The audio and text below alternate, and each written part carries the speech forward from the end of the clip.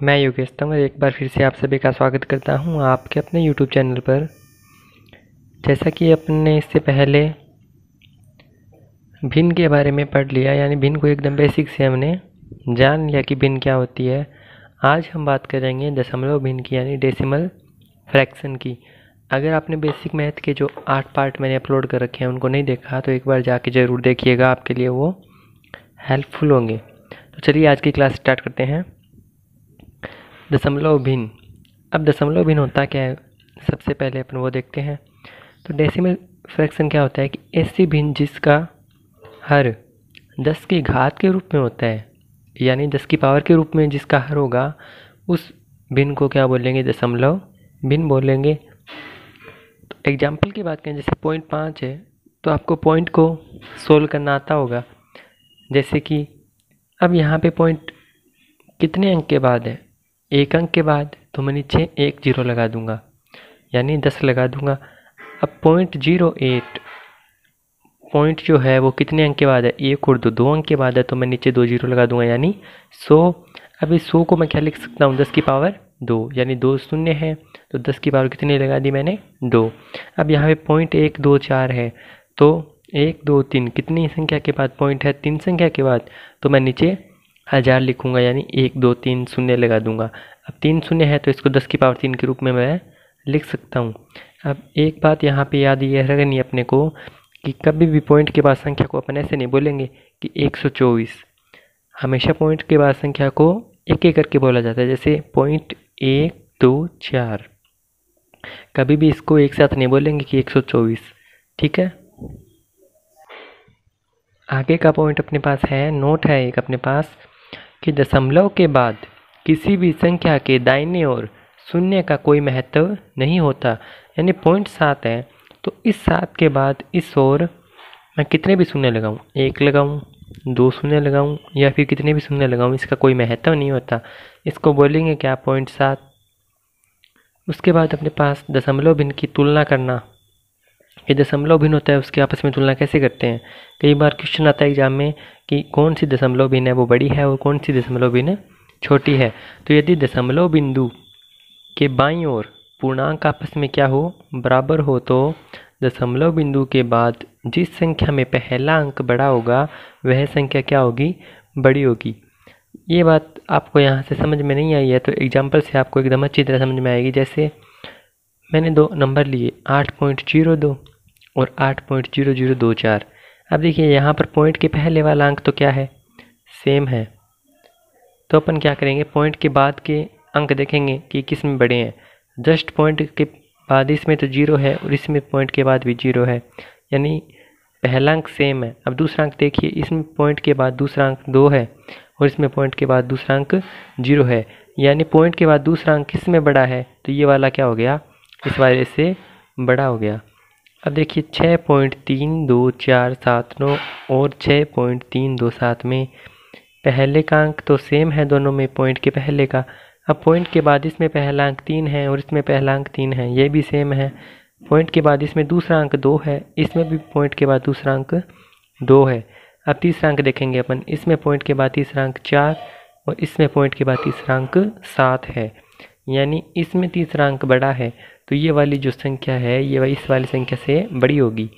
लेकिन आपको देखने में तो ये वाली बड़ी दिखाई दे रही है, लेकिन ये वाली बड़ी होगी नहीं। क्यों, क्योंकि पॉइंट के बाद तीसरा अक्षर इसमें बड़ा है। अब ये जो बीच में मैंने साइन लगाए हैं, इसका मतलब क्या होता है कि इस साइन में जो पीछे का भाग होता है वो छोटे की ओर होता है और आगे का भाग जो खुला भाग होता है वो बड़े की ओर होता है। जैसे इसमें खुला भाग इस ओर है तो ये वाली संख्या बड़ी है, इसमें इधर कौन सा भाग है, छोटे वाला भाग, पीछे वाला भाग, तो ये वाली संख्या छोटी है और ये वाली बड़ी है। आगे अपन बात करें दशमलव भिन्न को आरोही क्रम में व्यवस्थित करना। अब आरोही और अवरोही क्रम क्या होते हैं, इनके बारे में पहले जान लेते हैं। आरोही का मतलब होता है छोटे से बड़े की ओर। जैसे मैं बात करूं, मेरे पास कोई नंबर ले लूं मैं, 1 1 2 3 4 5। इन 5 नंबरों को क्या करना है, आरोही क्रम में व्यवस्थित करना है। तो सबसे पहले मेरे को छोटा नंबर लिखना है, तो 1, उसके बाद 2, उसके बाद 3, उसके बाद 4, उसके बाद 5। यानी 1 से बड़ा 2, 2 से बड़ा 3, 3 से बड़ा 4, 4 से बड़ा 5। यह होता है आरोही क्रम। अगर इन्हीं नंबर को मैं व्यवस्थित करूँ किसमें, अवरोही क्रम में। अवरोही क्रम का मतलब होता है बड़े से छोटा, यानी सबसे पहले बड़ा नंबर, उसके बाद उससे छोटा नंबर, उससे के बाद उससे छोटा नंबर, उसके बाद उससे छोटा और उसके बाद उससे छोटा। यानी 5 से छोटा 4, 4 से 3, 3 से छोटा 2, 2 से छोटा 1। अब देखिएगा, जैसे एग्जाम्पल है मेरे पास 2.07, 2.50, 2.505, 2.007। इन चारों संख्याओं में सबसे मतलब उनको आरोही क्रम में चेंज करेंगे तो सबसे पहले क्या करना है, सबसे छोटी संख्या। तो छोटी संख्या में देखो पॉइंट के पहले तो सभी नंबर क्या है, इसमें सेम है। अब पॉइंट के बाद नंबर देखिए, इसमें पॉइंट के बाद 0 है, इसमें पॉइंट के बाद 5 है, मतलब इन दोनों में ये छोटी होगी। अब इसमें पॉइंट के बाद 5 है तो ये भी बड़ी है, इसमें पॉइंट के बाद 0 है, यानी इस और इसमें से एक संख्या छोटी होगी।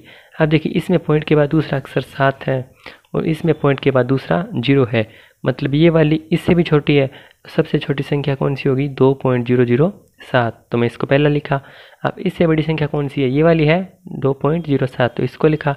अब इन दोनों में देखिए, इसमें पॉइंट के बाद 5 और इसमें पॉइंट के बाद भी 5, इसमें पॉइंट के बाद दूसरा अंक 0, इसमें पॉइंट के बाद दूसरा अंक 0, लेकिन इसमें पॉइंट के बाद तीसरा अंक नहीं है।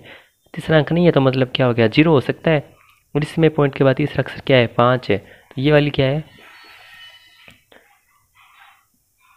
ये वाली क्या है, सबसे बड़ी। अब तीसरे नंबर पे ये लिखा और चौथे नंबर पे यानी सबसे बड़ी लास्ट में लिखा। अब अपने पास अवरोही क्रम की बात करें तो मेरे पास 3 एग्जाम्पल है, 3.808, 3.088, 3.008, 3.080।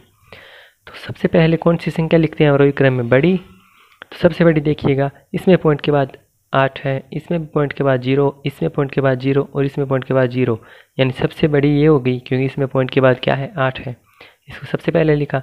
अब इन तीनों में देखिए बड़ी कौन सी है, 0.0, 0.0, 0.0। अब दूसरा अंक देखिए 0.8, इसमें दूसरा 0.0, इसमें दूसरा 0.8।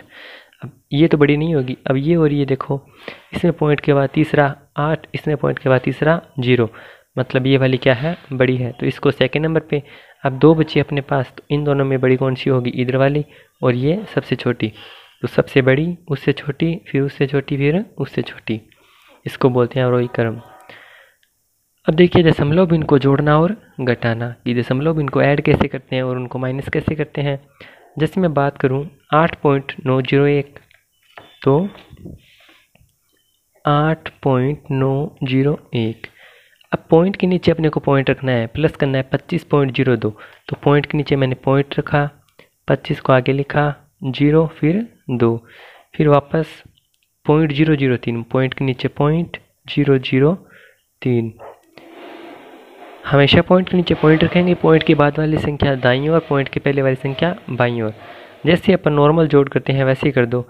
अब देखो इसमें 2 ही अंक है, 0 और 2, तो इसके बाद मैं 0 लिख सकता हूँ क्योंकि अपन ने क्या बोला था, पॉइंट के बाद 0 का कोई महत्व नहीं होता। 3 और 1 कितना हो गया, 4, 0 2 0 कितना हो गया, 2, 9 0 0, इनको ऐड किया तो 9, पॉइंट के स्थान पर पॉइंट, 8 और 5 कितने हो गए, 13, हासिल बची 1, 5 2 और 1 जो कैरी बचा वो 2 और 1 3, तो 33.924 ये अपना क्या हो जाएगा, आंसर हो जाएगा 33.924।